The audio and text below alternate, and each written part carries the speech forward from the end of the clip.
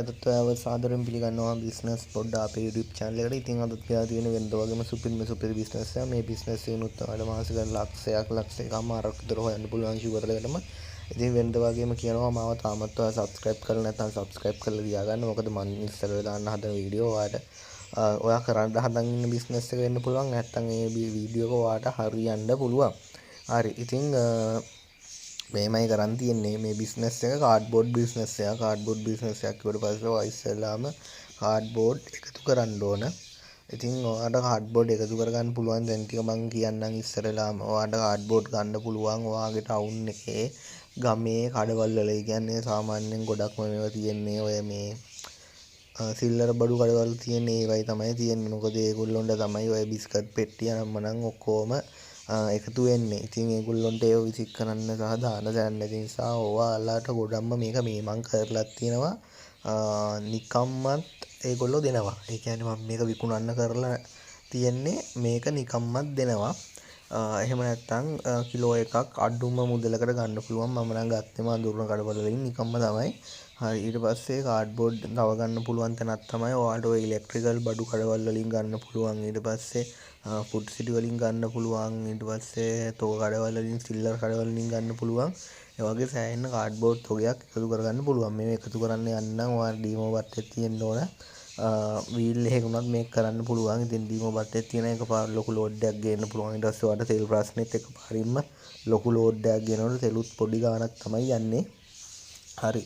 ඉතින් මේ දැන් මේ ගේන කාඩ්බෝඩ් ගේන ඩීමෝ බට්ටේ නැත්තම් මේක අතාරින්න එපා. ඔයා කුලියට හරි අරගෙන කරලා බලන්න සෑහෙන ලාභ තියෙන බිස්නස් එකක්. මේක මේ මං කලිනුත් කියලා තියෙනවා මේ වාහනයක් නැහැ කියලා බිස්නස් අතාරින්න එපා. ගොඩක් කුලියට වාහන අරන් කරපු මිනිස්සු තමයි ගොඩ ගිහලා තියෙන්නේ.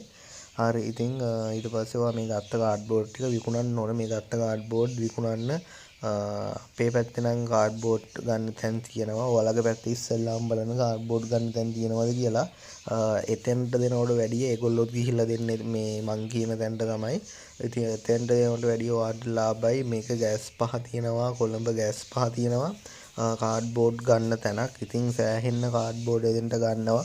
ඔයාට මේක හැමදාම දැන් සතිය දවස් 7ේම හරි 6ක හරි කොහොම හරි ඔයාට කාඩ්බෝඩ් එකතු කරලා ගොඩ ගහලා ලොට් එක පිටින් ගිහින් දෙන්න පුළුවන්. මේ ඊට පස්සේ ඔයාට හැමදාම ගිහිල්ලා එකතු කරන්නේ හැමදාම ගිහිල්ලා දෙන්නයි හදාගන්න පුළුවන්.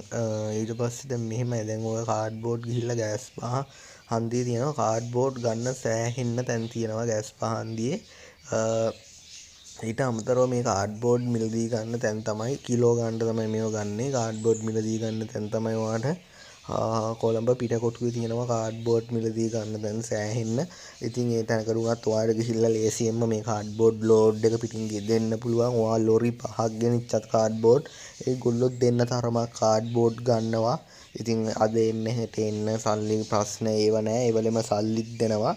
සහ ඔයා ගෙනියන ඔක්කොම කාඩ්බෝඩ් ඒගොල්ලෝ බය නැතුව දෙන්න පුළුවන් තැනක් තමයි ඔය මං කිව්වේ තැන් දෙක.